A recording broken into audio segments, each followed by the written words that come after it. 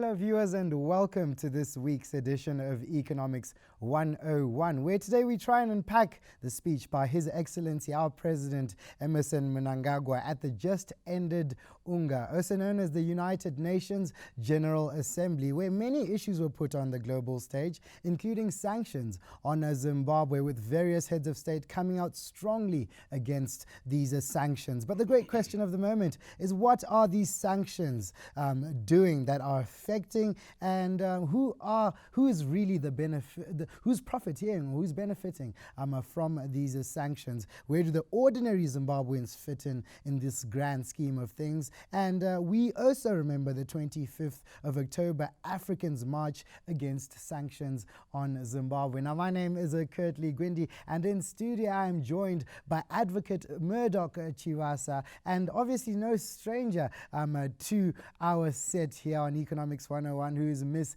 Abbie Mpambi. Now, Advocate Murdoch Chivasa is a legal expert, and Miss Abbie Mpambi is a youth and women empowerment advocate. Now, welcome to the show. Thank you for having me. Absolutely, absolutely. Miss Abbie Mpambi, welcome to the show. Thank you for having me once more. Absolutely, absolutely. It's a pleasure, and most definitely we are unpacking all these issues, and we'll get right into it. Let's talk about His Excellency's speech at the UN General Assembly. What can you say were the major takeaways from his address from an economic point of view? Maybe I'll start with you, Miss Abbie. Thank you so very much. Speaking about the economic point of view, maybe let me quickly also talk about the issues of the targeted economic sanctions that are actually suffocating the Zimbabwean economy. Well acknowledged the UN General Assembly, which is the key organ of the United Nations, and a deliberative one. And he actually positioned that clearly. And even way before him, we saw some heads of states like South Africa coming clear, the Namibia, Cuba. We saw a number of countries actually weighing in to say we need to make sure that this burden of economic sanctions should be lifted. And why on such a platform? Why the UN? Why was it critical to say so? Because this is the platform where we have all actually nations united, in particular like United Nations, where we actually have such critical motions. Particularly pressure must be put on these Western countries, in particular the US, to lift these sanctions. Not only to talk about lifting these sanctions, but also to give a background and an understanding that these sanctions are illegal. I'm happy I have my colleague on the other side, the lawyer, to even explain further, if he finds it fit, how illegal they are. These sanctions were imposed on Zimbabwe outside the UN Charter, Article 41. That, of course, bars a member state to bully the next member state, because at that level we have equal powers. And of course, the president moved on to talk about the issues of reforming the Security Council. You would appreciate that the Security Council, if you look at its mandate to make sure that there is peace prevailing across, of course, the interests of all nations in the world as a collective, which we share as a home together. Peace and security is actually one major objective that led to the formation of the United Nations post the World War II. Yes. Now, if you have such an organ now that is housing or that is incubating the major objective of having the UN being compromised, you talk about the permanent members there. We have got veto powers, Russia, China, and of course the US, and they have veto powers, and the Africans are not on that table in the matrix. So we don't need the United Nations actually to be a supervisor of Africa. We want to be on the same table discussing the same issue with equal powers. So we saw how our African leaders were actually at some point affected by the decisions from the the Security Council. We saw the Gaddafis. We saw what happened when actually these members they actually hijack such organs to their benefits. So we need a reform of the UN Security Council. The president actually touched on those issues. He talked of climate change, maybe in a quick summation. Also, how it affects Zimbabwe, particularly food production. Yes. A number of issues he highlighted. Ms. Abbie, we appreciate your contribution. Thank you. And perhaps you did touch on issues to do with the peace reconciliatory as well as the Security Council. I think, Advocate, from a legal perspective, our next question to you, just before we go for this break, is just going to be, can you just speak briefly on the legalities that are around us still being included within the UN, regardless of the fact that some of the countries that are within the structure are still the ones who are carrying the sanctions on us? You can go ahead, sir. Yeah, thank you. I believe that you see the issue of sanctions and the legality or the illegality of it is something that is also unprecedented. The issue in Zimbabwe, like you are rightfully saying, that there's always that compromising position whereby you can't say that we are under United Nations there. Then we have some member states who are part of the same platform imposing sanctions on Zimbabwe. Like you are rightfully saying, then it compromises the whole essence. It speaks volumes in terms of the hypocrisy. That it's like your neighbor. Yeah, because that's the word I was going to use, hypocrisy. Yes, it's actually, it's worse than hypocrisy actually, because there's a lot of pretending. There's a lot of pretending that everything is okay, because you can't, they are the same, these are the same member states. So if, for example, America has got some problems with Zimbabwe, they cannot choose platforms where they say at this particular platform it's okay that probably they can even sit down there, their leader, listen to listen to President Mnagagwa there giving his presentation. All what it means is that the warfare is about sanction, the warfare is about excluding Zimbabwe from specific platforms. Certain platforms. It's something that is more of stage managed, something that is that has got some motive to ensure that obviously it shortchanges us as a country, not necessarily the leaders per se, as is being said, but the ordinary Zimbabweans, the ones that are suffering from the sanctions. Absolutely, and we'll get more into what the ordinary Zimbabwean can relate to what sanctions are just after this break. This is Economics 101. Please do stay tuned.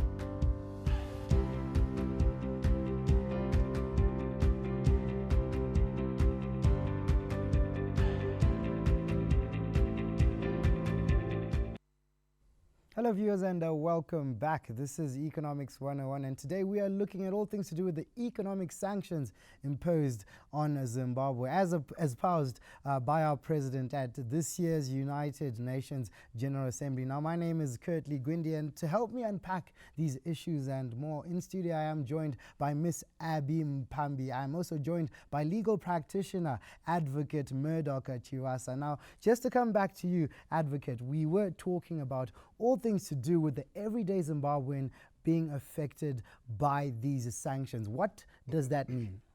Okay, I would say that in ordinary Zimbabwe is affected by these sanctions in various dimensions, and I'll just try to break it down. The first one, which is obvious, is the economic feeling coming from the sanction. Obviously, our economy is affected by the sanctions that have been imposed. So if we end up with, let's say, for example, high prices in our shops as a result of those sanctions, the person who will suffer is the ordinary person. So are you directly saying a rise in our rates for example, our exchange rate, the ZWL to the US dollar, is that because of sanctions? I'm saying a lot of I wouldn't sure about that specific, but the there's a lot of uncertainty that is brought by the sanctions, and obviously it affects our economy. And once our economy is affected, the ordinary person gets the fuel. Then also you would know that these restrictions actually is going to far beyond that. You would know that if you now on social media, you want to do some applications online. There are actually some where you actually not find Zimbabwe. Absolutely. You know, when you have a drop-down menu where you look for your country, and Zimbabwe is not there. So that on its own, obviously it affects any ordinary person. You want to do your application, they want to go and study abroad, or whatever you want to go and do. You want to invest abroad, and you know that your country is not part of what is supposed. So that the ordinary person is affected that way. Ms. Abbie, I would like to believe, as someone within the young people's space as well as women empowerment space, you obviously, let's talk foreign direct investment to some of the small to medium enterprises that you would love to engage in, that perhaps you have sometimes succeeded, but in most cases failed. How difficult has it been to just seek something as simple as sponsorship from outside and in direct conversation, because we are within a space of sanctions in Zimbabwe? Thank you so very much. It has been difficult, and rightfully so. It was designed to be difficult. Those in control of financial systems internationally, globally, systems like the IMF, systems of OFAC, systems of World Bank, and they are making sure that they are tying every knot. You cannot even transact. Interestingly, even the opposition, at some one point, my fellow colleague Opo Chingono was also crying foul after a crowdfunding, wanting to support a noble cause, but you cannot even access that money. Zimbabwe is under sanctions. What probably is important is for people to understand that when we say Zimbabwe is under sanctions, we are saying you, Peter, you are under sanctions. You, John, you are under sanctions. Women of this country are under sanctions. The youth of this country are under sanctions. The hospitals of this country are sanctioned. The industry of this country is under sanctions. What then does that mean? It speaks to your welfare and on freeze. This then brings me to an interesting scenario. Just maybe a week or so before the UN. Enjoy your examples. Yeah. Please go ahead. Right. Just a week before the UN General Assembly, I also followed the BRICS. Oh, yes. The new wave coming on board, and in South Africa, they collectively, on their communique or resolutions, spoke about these unilateral coercive measures to be actually a thing of the past. They are actually lobbying to say developed countries must stop using such a tool. In particular, even in support of the special rapporteur who was in this country, UN special rapporteur, Madam Elena Dohan, who also said these sanctions are affecting the vulnerable, and rightfully so. They were designed to affect the vulnerable, but on paper, listing a few individuals. And definitely these sanctions also brings us back to a quicker history that who actually authored the document of Zidera. You go back to archives and realize that is David Coulthard, now Mayor for Bulawayo. You go back and realize it was our own leader then, Morgan Tsvangirai. It was the system of opposition. Why so? It was a political tool. So we are saying, as we mature as a democracy, as we mature as a people, let's realize that some of these techniques and tools that we use, they will go back to the backyard and hound our sisters. Having realized that we must be courageous enough to go out of our big shells of pride, big shells of ignorance, out of these opposition trenches, and begin to say, enough is enough. We need to front the interest of our own kith and kins on the rest of nations. And I want to believe at this juncture, it is becoming clear. Even SADC itself, they have declared what? October 25. Oh, yes. In solidarity. Yes. Sanctions must go. Absolutely. They must be removed. Why? not because of the presidium. It's not because of those on the list. It's because of you, the woman in Binga. Absolutely, absolutely. And yes, thank you for digging deep into that from grassroots level. Now, I obviously want to throw this question to the both of you. And we obviously understand the colonial regime that was under Ian Smith, and it was under sanctions, that particular colonial regime. Now, how did they manage it?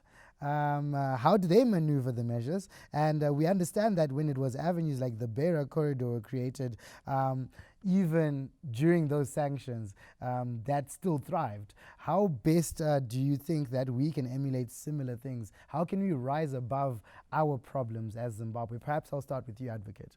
Yeah, okay. I think there's need for viewers and listeners to understand the basis of your question. Is a noble question. Only that every time when I hear that comparison that Smith was under sanctions, Is it not the same Zimbabwe? Yeah, it's not the same Zimbabwe one. Then also there's need to understand the kind of sanctions that Smith was under. Because those people, they were given an embargo to say that they were now no longer going to be given like things like ammunition, for example, guns. That was the kind of sanctions. If you compare with the sanctions that we have, that is clearly you say those were not economic sanctions. They were just meant to ensure that, because now they were that politics that was getting in. Now there was a belief that the country needs to be given to the majority rule, to the black majority rule.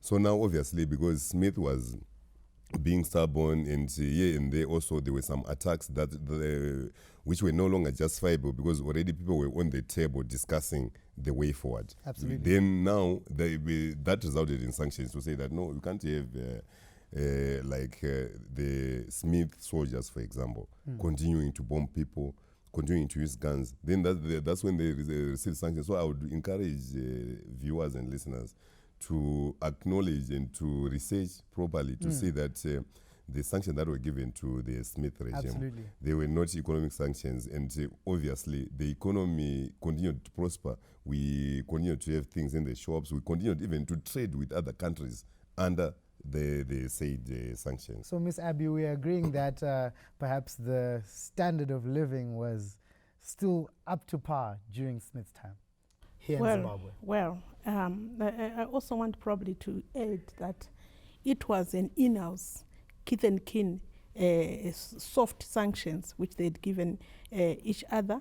And you would understand the background of UDI, where, of course, as a subordinate, he had also not wanted to listen to one or two things within their mainstream. And the same Smith did not actually take away the land. He continued to empower his kith and kin with the land that we had here in this country. He continued, of course, to open avenues of looting back to his masters. Whilst there were disagreements of power sharing and, of course, cake sharing, they were actually fighting over the cake Zimbabwe, which is our cake. In this case, we actually demanded that we want our cake back, so they've got nothing to fight over. This is why you realize that our sanctions are even more aggressive. Absolutely. And yes, a very, very fired up conversation, as you can see. Very rich historical background that is being given here by both our guests. If you do not want to miss what else they have to say about economic sanctions, please do stay tuned here on ZBC. This is Economics 101.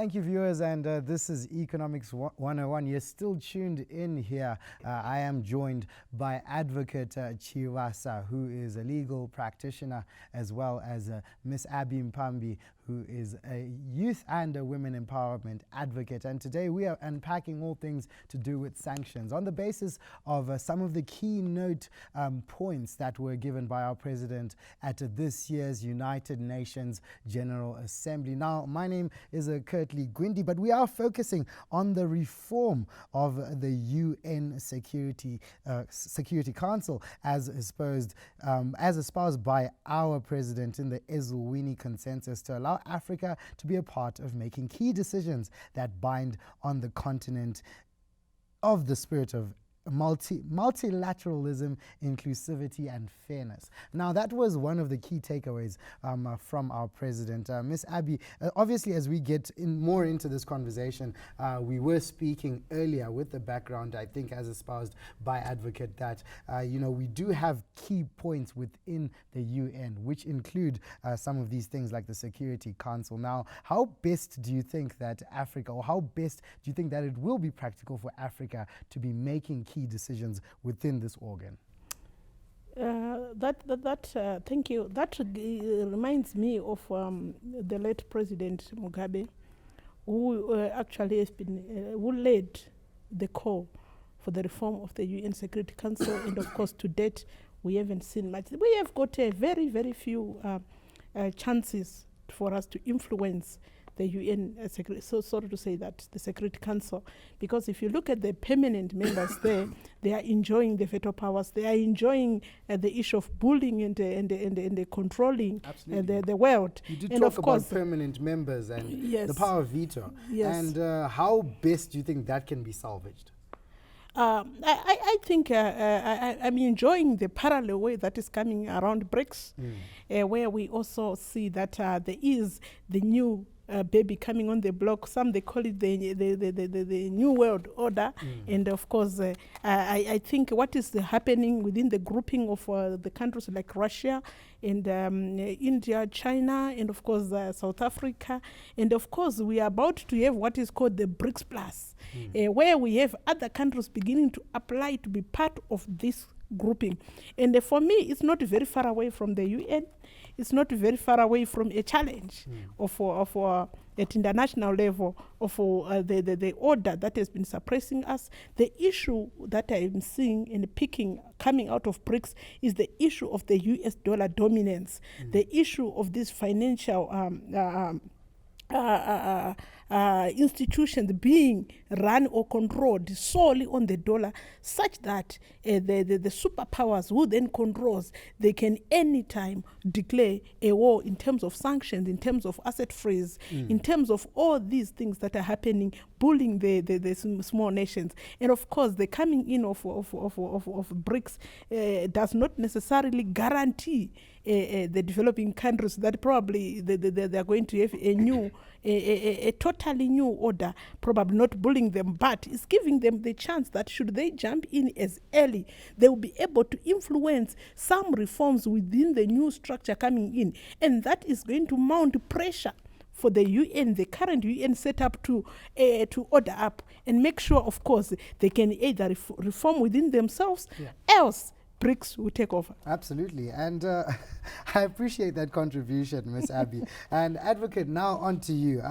Perhaps let's talk a little bit more about some of these countries that are offering some of their narrow interests within the structures. Now, our president's citing within one of the key points of his speech was him condemning the powerful countries that are serving their narrow interests through sponsoring of surrogate forces in Africa to cause unconstitutional changes of government. Now, I know that touches into your field, but how best do you think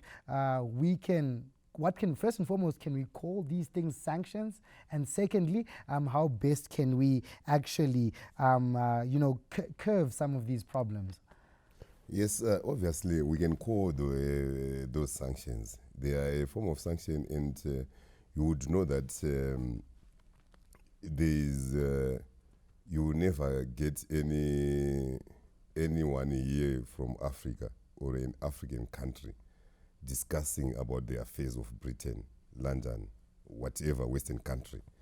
There is not any scope where if you are a Zimbabwean, you can make a contribution either in the politics, the political body of any foreign nation that is actually not Africa.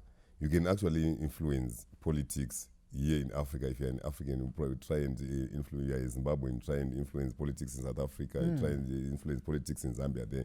Then there, obviously, there's also a clearly direct interest that probably is Africans. You are worried about the next African country. So now the problem is... Is it just African countries that are doing this to other African countries? Or even European countries doing this to African countries? Yes, that's where I'm now getting to. I'm saying that when you find these Zambians or South Africans interested about the Zimbabwean affairs, there's not anything wrong. Absolutely. Because you would assume that probably the way we're brought up as Africans, Absolutely. we see things from one angle. If we got a problem, we can solve it together. But the problem is when you see some countries whom we would naturally think that they don't have any direct interest, beginning to, to influence, like we are saying, they want to influence the political order in African countries. They want to determine who becomes leader in specific African countries. It's not all African countries. We've never yet, let's say for example, foreign other Western countries were being interested, let's say for example, in Lesotho. We've never had them interested in Angola. Those are African countries. So naturally, when you follow, you see that whenever Western countries have got some interest in a particular African country, always it's because that African country is very rich of natural resources, and that is their indirect target. So just in conclusion, I'll just say that, it's a form of sanction when Western countries try to influence who becomes leaders here. Like it should be naturally correct that here in Zimbabwe, if someone wants to remove ZANU-PF, removing ZANU-PF must be a Zimbabwean agenda. It must never be a foreign agenda. Absolutely. And thank you so much for your contribution, Ms. Abbie Mpambi and Advocate Chivasa. Thank you for your time. Thank you for inviting us. Ladies and gentlemen, this has been Economics 101, an insightful, concise, as well as informative conversation we've had with Advocate Chivasa, who is a legal expert, as well as Miss Abbie Mpambi, a youth empowerment as well as women empowerment advocate here on ZBC TV. Now, my name is Curtly, Gwindi. Until next time, we do thank you for joining us on our program. It is a pleasant viewing, and God bless Zimbabwe.